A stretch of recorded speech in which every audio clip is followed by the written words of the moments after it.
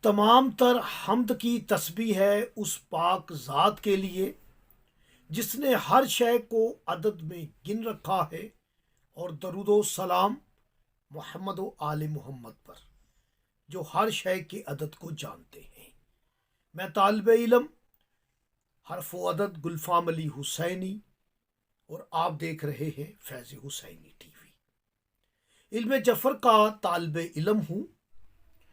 رزق کی تنگ دستی دور کرنے کے لیے، کاروبار میں ترقی کے لیے، دکان کی ترقی کے لیے، بزنس میں کامیابی کے لیے آپ چاہتے ہیں کہ آپ کے مال میں برکت اور وسعت ہو، تو بہت ہی آسان ترین عمل ہے، قرآنی رحمانی بہت ہی آزمودہ عمل ہے۔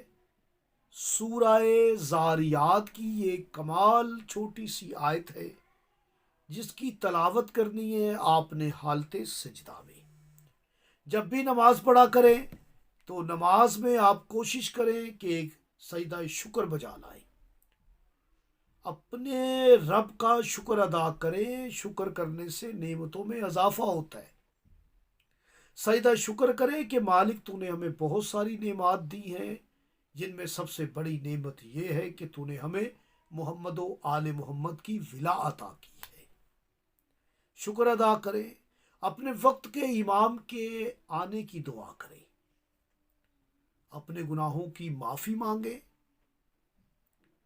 اور یاد رکھیں کہ استغفار سجدے میں 70 مرتبہ کر کے آپ نے سورہ زاریات پارہ نمبر 26 ہے، اس کی آیت ہے 58، 70 مرتبہ تلاوت کریں۔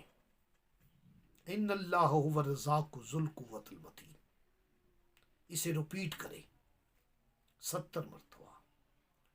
اول و آخر درود شریف پڑھیں، اور اس عمل کو اگر آپ نے ہر تعقیبات میں شامل کر لیا، نماز کے بعد اگر آپ نے اس عمل کو بجا لاتے رہے تو آپ کی زندگی میں اور آپ کی نسل میں کبھی بھی تنگی رزق نہیں ہوگی انشاءاللہ۔